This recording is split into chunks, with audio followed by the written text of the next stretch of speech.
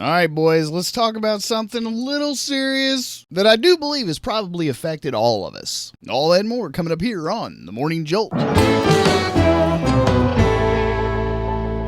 What's up, guys? Mark back here with yet another video. So today's show, it's going to deal with something, kind of serious. I don't know if everyone's going to be into this kind of thing, but I do think that it's worth talking about. Strap in. Let's get it done. Now, I know that the title of this video seems like it could be just a little bit clickbaity, and maybe it is. I'm a self-proclaimed clickbait artist. I don't really care. The truth of the matter is that all YouTube photographers are also creative people. And just like you guys, you all are creative people. Every single time you pick up your camera, every single time you pick up, whatever it happens to be, whatever your medium of choice is, whether you're a videographer, a photographer, a painter, a sculptor, or whatever, you have a desire to pick that item up and create something truly magnificent and amazing. A lot of times, though, that is just not the way it works out. Now, there is a lot of skill, a lot of education, a lot of knowledge, and sometimes, even more so than all of those other things, a lot of luck that goes into creating an absolutely amazing image. A lot of the younger people that are looking in to the world of photography or the world of videography, they just kind of see amazing stuff and they think, well, I just have to just keep working really, really hard all the time, and then I'm eventually going to make something really awesome like that. But that's not always the case. That is definitely not the case. I mean, just think about it like this. How many times have you gone to the movies? How many times have you gone to a gallery and you have seen some work that you're like, what exactly did I just witness? So even the pros, even the ones that have been doing it for an extremely long time, directors get it wrong all the time. We walk out of movies damn near on a weekly basis and go, what exactly did I just see now? Did I really just pay for that? Come on, tell the truth. You do it all the time. And they have not just themselves, they have teams. They have entire teams to help them out. They've got gaffers and grips and hair and makeup assistants and all this other kind of, they've got a massive amount of resources at their disposal, and they still get it wrong sometimes. Well, the exact same type of thing is essentially the exact same thing that happens with YouTube photographers. They have deadlines, they have pressure that they place on themselves. Most of them are just one-man bands. It's just themselves. They don't have a team, they don't have a crew, they don't have any other person there to help them either come up with the topics, plan the shoots, plan the videos, plan all the stuff that's going to need to go into this video. It's just them. So there is a massive amount of pressure that is on people that do this type of thing for a living. Not only do they have to be just absolutely amazing photographers all the time, they're never allowed to take a bad shot, but then they have to create content that revolves around that photography and make really good content. Now, I feel bad for a lot of these people.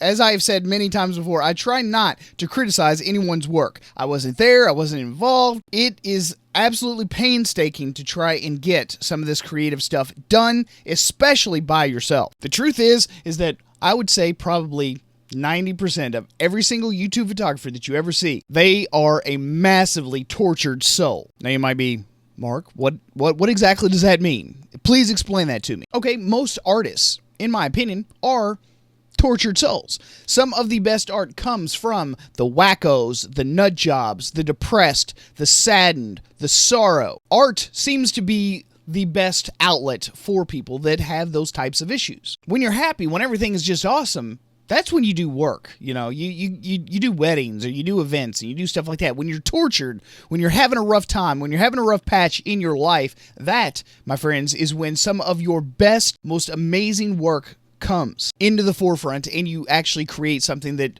is genuinely meaningful and impactful. Now, you do that as a person just sitting there with your camera and your lenses and you just, I'm going to go make something today, or whatever. And you go and you shoot and you just do your thing out there at your park. You're shooting the ducks or the geese or whatever. And, it's just a day with your camera. No big deal. But for those that are actually looking to make art, something meaningful, something long-lasting, something iconic, something that's going to stand the test of time. I'm that kind of person. I find myself constantly searching for projects that have strong meaning, strong impact, strong imagery. Those are the type of projects that I really like to work on. I find myself not satisfied with the mundane. I find myself not satisfied with the everyday. I know that to, some of the photojournalist style photographers, they're perfectly fine with the mundane and the everyday. And then you have those other ones like me who genuinely are just really wanting to make fantastic content all the time. We literally want to be the Picasso every single time we sit down and go to work and edit our photographs. Unfortunately, that's just not the case. So many times, we as creative people, we torture ourselves.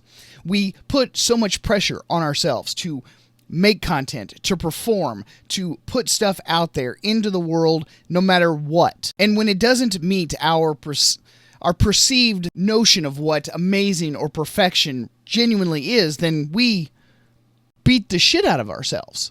YouTube photographers are no different.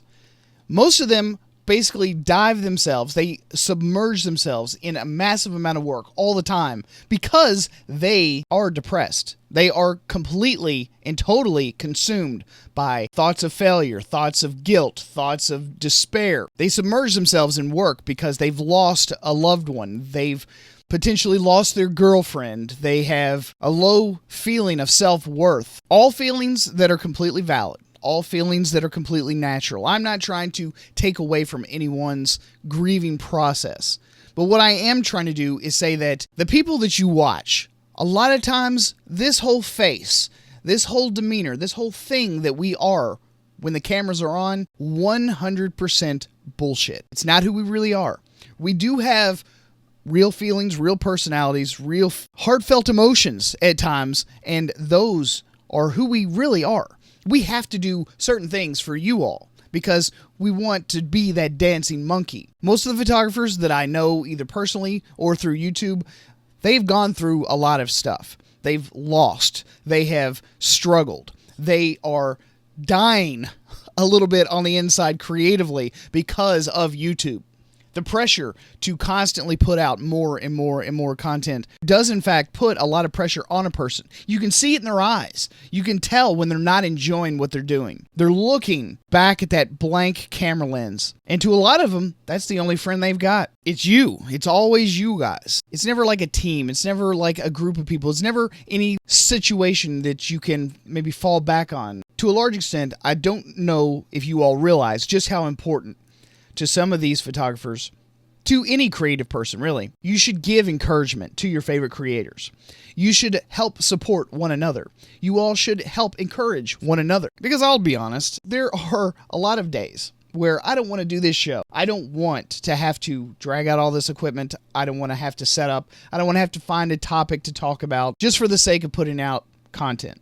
But at the exact same time, it forces me to think on my feet. It forces me to do things on my own. It forces me to be more self-reliant, to depend more completely on the person that I am, on the creative that I know that I have on the inside. Self-reliance is a very empowering thing. But you do need support. We all need support. I have photographer friends here on YouTube, and I know that they're going through something. I know that they're feeling something. I know that they're feeling pain. I know that they are working through some life change, some drastic thing that's going on inside. And I feel for them. I can see it in their eyes. I know for a fact that they're struggling. I did it just last year. I struggled really hard last year. And I think that as creative people, we should be more supportive of one another. You know, we can get caught up a whole lot of times just in the gear. Oh, mine's better than yours, or la, la, la. We really can. We can make it all about the gear. We can make it all about the specs. We can make it all about the manufacturing process. And we can really lose the fact that what we're all here to do, what we're all here for, is to get that inner us onto a photograph, create something amazing, create something beautiful, something absolutely mind-blowing. We want that one shot. And I think to a large extent, that's what kind of spurred on my little depressive state last year was, I think after I had prepped and prepared for so long for that solar eclipse, and not only did I get the totality, but I also got the diamond ring shot. And it was the first time I had ever done a solar eclipse. And the photographs came out absolutely amazing. And I think when you do that, when you accomplish a big goal like that, when you have a big project and you accomplish something that turned out way better than you ever expected, it's kind of like everything else kind of takes a back seat. It's like, why should I even care about that? That's not even close to being on the same level as what I just did. So it will kind of bring you down. It will kind of drag you back into the mud a bit. It'll drag you back down into the mundane. And to creative people, the mundane is not where we want to be. We want amazing. We want beautiful. We want expressively emotional pieces. You know what? But it's unrealistic. It's not the way normal life is. I would never in a million years tell anyone not to strive for amazing. I would never in a million years tell someone not to strive for perfection. But it's a relative term, and if you have a big success, if you have an accomplishment that you've always wanted to do, and it goes off without a hitch, enjoy that.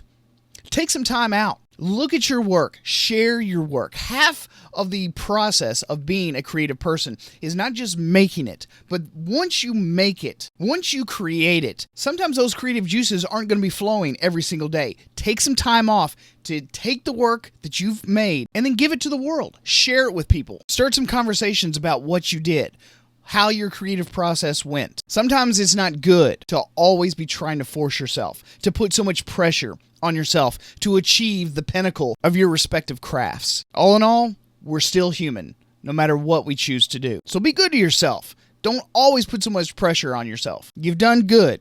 You deserve a break every now and again. All right, boys, so that's all I've got for you all today. Hope you guys enjoyed it. I hope someone out there got something from it. There's a few of you that I think would probably benefit from this more than others, but I really do hope you guys enjoyed it. And if you did, don't forget to give this video a thumbs up and also subscribe to the channel if you happen to be new here and you really enjoyed the content. At any rate, thanks so much for stopping here and watching yet another Morning Jolt here on the Photo Video Show. I'm your host, Mark Puckett, and I'm going to see you guys again on the next one. Peace, brothers.